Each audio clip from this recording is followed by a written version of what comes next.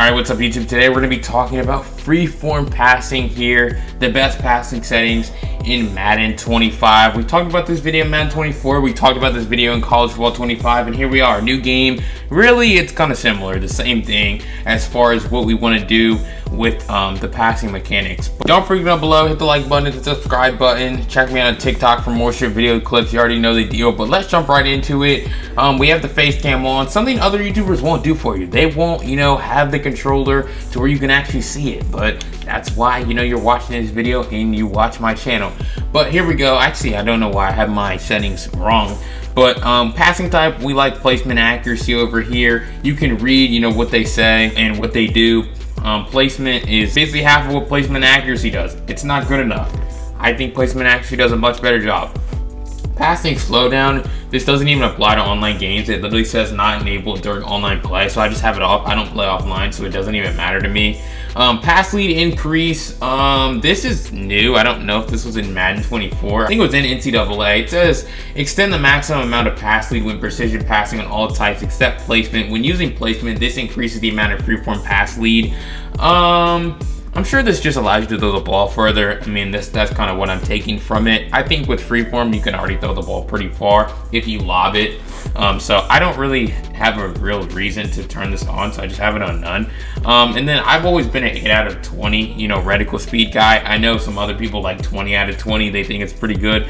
Now, for me, I started off when they introduced freeform at 8 out of 20 back in Madden 23, and I felt like I could throw. I can really feel like I can freeform really well, put any pass exactly where it needs to be. We're going to talk about, good examples of when you need to freeform pass versus when you can necessarily just press the button. But I like 8 out of 20. I feel like it allows you to make any throw, and then these both need to be on user only, or they don't need to be, I guess. I mean, this is against the CPU. I think it doesn't even matter, to be honest. I just have it on user only. But let's just jump right onto the field. Those are my passing settings. Alrighty, so here we go. We're on the field talking about freeform passing. So the reason why freeform is so important is you want to be able to put the ball exactly where you want it. It gives you more control. When they added it to the game in Madden 23, it was kind of broken. It wasn't that good, but in Madden 24, I think it took a big step up, and in NCAA 25, I think it's pretty good too. As we're going to take the snap here against a cover 2, and you're going to be able to see I'm going to freeform that ball towards the sideline, and what you're able to see is that guy's going to catch it perfectly in stride. He's not going to have to turn around literally at all,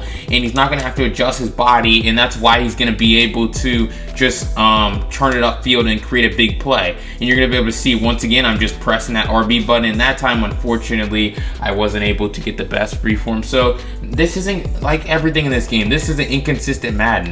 Madden's always inconsistent. I shouldn't even say this game specifically. Every Madden game's inconsistent, and you're able to see just right there. I mean, I just did the same thing twice pretty much and got a different result. So it's kind of, love it, hate it type of thing. But here we go. We're going to try to freeform this pass again towards the sideline, and you're able to see, once again, he's able to catch that ball in stride and turn it upfield. So that's the benefit of freeforming, right? You're able to catch the ball in stride and turn it upfield. Right here, what I'm going to do is I'm not going to freeform this pass at all. I'm literally just going to, and you're able to see how he has to change his body position. And I actually forgot that I haven't made my face cam big and showed exactly how to freeform like I've done in the past. So we're going to do that right now. What's up YouTube? Before we jump back into this video, I need you guys to go follow me on my social media, which is going to be on the screen. My Twitter is BLT4Life22. My Instagram is the same thing, and then my TikTok and my Twitch are BLT4Life21. So yeah, go ahead and follow over there. You will not regret it. We'll definitely make you a better Madden player in the grand scheme of things. So go check me out, and let's jump right back into the video. Alright, face cam's big here, and what I'm talking about when I say you have to freeform, go ahead and move the chair over a little bit. So we have this LT button right here at the top. We're holding it, and then so this is going to tell us to freeform. This is how you freeform, and then you're going to have this left stick, I guess, to pass the ball. So this is going to be exactly where you want the ball to go. This is how you aim it with the left stick, LS. And then, but in order to have a freeform, you have to hold this. If you don't hold this left trigger, there's no freeform. The game doesn't register it as a freeform.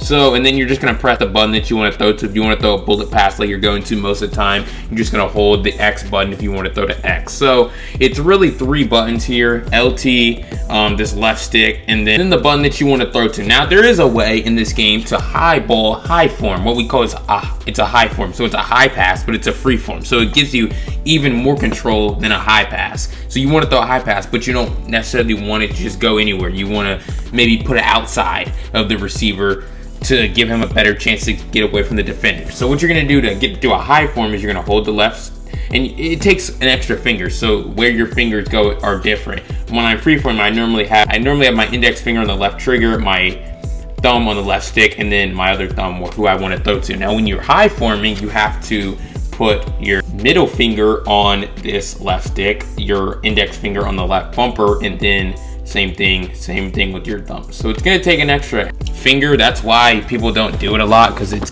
takes a little bit of practice getting good with it. And also it's just not that good. Like high form just isn't that great in this game. You kind of overthrow a lot of passes with it. That's why you don't really see it a lot. But that's how you freeform pass, and let's jump right back into some examples of why it's good.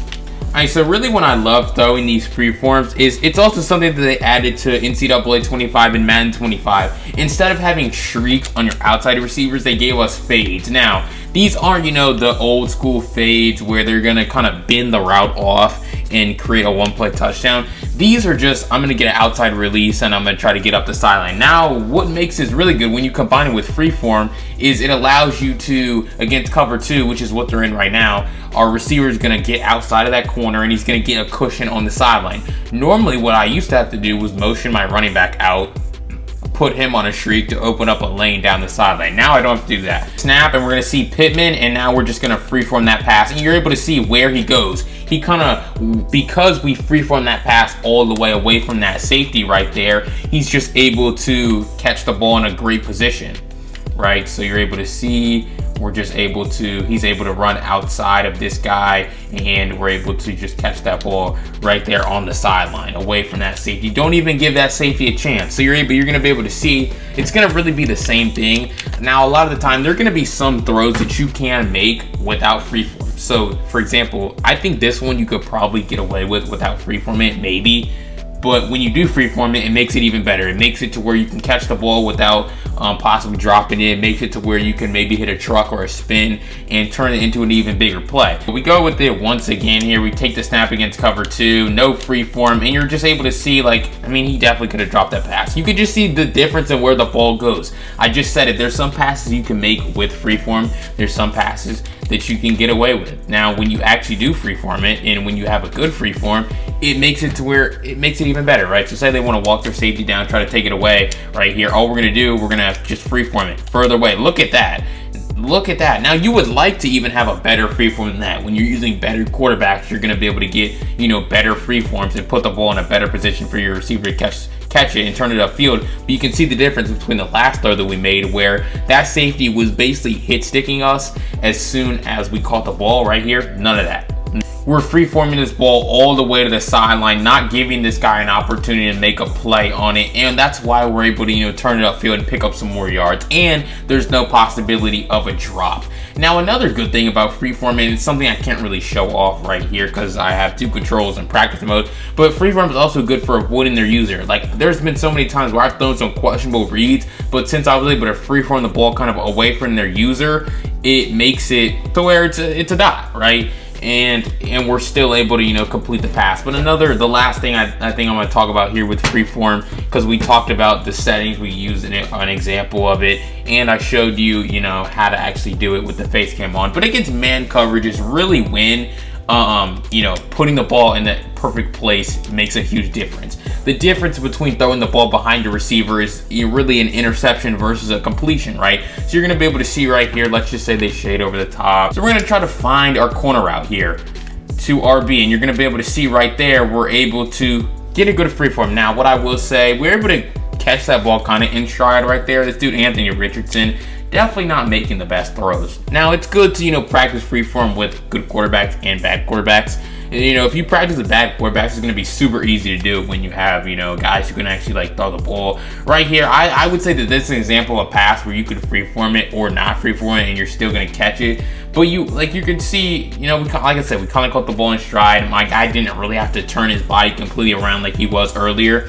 right? So that's the benefit of freeform. Catching the ball in stride against man allows you to turn it up even more, and then it also keeps the ball away from a defender who could possibly be trying to intercept the pass. So especially when it's tight coverage, like this guy was kind of wide open. He really did a good job of creating separation on this route. But when they play tight blanketing coverage, there's really only one spot where you're able to fit that ball in, and that's why freeform practice with it is going to be very crucial to your ability to, you know, beat all types of coverages and continue moving the ball down the field. All right, so that's going to do it on this video on freeform passing. Freeform, you know, one of the, you know, the best features, like I said earlier in the year, they've ever added to the game, in my opinion. Along with the switch stick, I think that those are definitely two of the best that I've seen since I started playing. This just really allows you to put the ball exactly where, you know, you want it. Before Madden 23, when they had freeform in the game, it was kind of like pass leads. Pass leads were okay. They're kind of similar to freeform, but this is a lot better, especially when they tweaked it and buffed it in Madden 24 and here in Madden 25.